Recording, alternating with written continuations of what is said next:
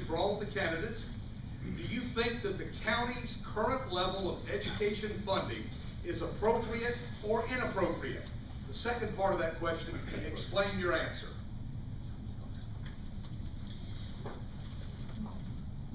Well, studies show, there's a lot of studies that show that more money does not equal better education. And in the past 4 years, Mooresville Graded School and ISS have both received less money each year and given better results. Now, we could spend a lot of time debating whether that's factual, whether that's accurate for Iredell County. I believe the real issue with the school board and money spent is the loss of local control. If we want to make an immediate change in the services being delivered and the money being spent and how far it goes, you need to give the control to your school board. You elected those people. You know where they live. You know where they go to church, you know where they work, you have their email, you run into them in the store, and when things are not going well, you can let them know and they can make changes. And when things are going well, you can let them know and they can continue down that path. Unfortunately, the Department of Education tells us how, when, and where to spend those dollars, what to put them on, and you do not know where those people live. Try making a phone call, speaking to somebody, and talking to them about issues here in Iredell County. It's impossible. We can immediately improve the education here in Iredell County and make those dollars go a lot further and do more if the control was given locally. I think that the tax dollars that the county gives to the school system is appropriate. Now, they've lost funding from the state level and the federal level, but on the local level, we increased the amount that we give the school systems last year.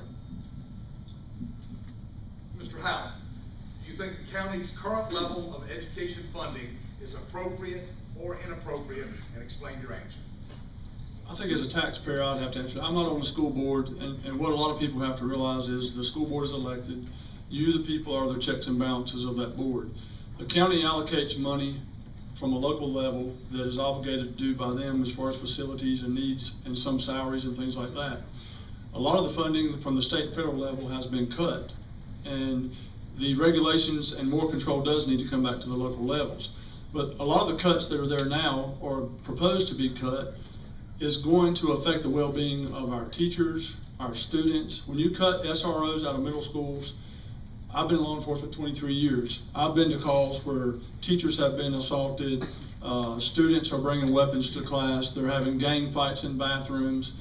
Those things, if you're a parent in this, for children in our school systems, you do not want those levels of funding cut. Unfortunately, we live in times where running a business, you can't spend more than you bring in. I think our children are our investment for the future. We have to educate our children. The better job we do now, the less money we spend later locking them up. Because if the children don't get educated in our schools now, we're in trouble. There's no quick fix-all. If anybody stands up here today and tells you that local level of spending is appropriate now, you know, I don't know. I don't have all of the answers to that, and I don't think anybody sitting here, being honest with you, does. Because we don't know what unfunded mandates will come down from Washington or Raleigh. Thank you. That question is extremely difficult to answer that question because what Iredell Statesville school system is the 114th out of 115 school systems in the state funded. That means where only one other school gets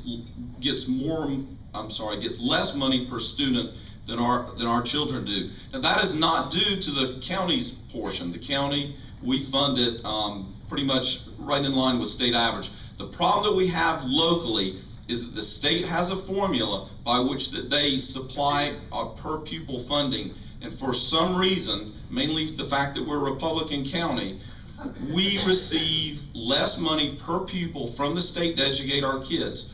Our education level would be fine if the state allocated the same amount per pupil from the East Coast to the West Coast. If our kids got that amount of money, we would be in great shape financially. That is the source of the problem, not what the county commissioners are doing. We've funded the schools well. Last year we gave them, we cut their allocation 6%, then the next year we cut them another 6%, and their test scores went from 12th best in the state down to 38th. Once we saw that data, we increased their funding about 3%, trying to stem this negative tide of student performance, okay? But the problem is not with the county funding, the problem is with the state funding. Thank you. You know, I don't think this started yesterday or last year. This started years ago. We started building schools in Iredell County because we were growing. We were growing a lot. This was probably one of the growingest areas in the state of North Carolina and one of the largest in the nation. So we built more and more schools because construction was good. And a lot of y'all don't know it. I ran for mayor years ago. My one biggest thing, this was in Mooresville, that, you know, I asked those guys, what are we going to do when things slow down? And see, everybody says it's not going to slow down. Well, everything goes up, it comes down.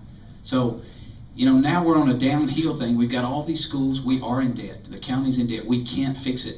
You know, now it's a sinking ship. We've got to figure out how to fix it, how to make it go. But our biggest thing is every morning these teachers get up, they read the paper, we're getting laid off.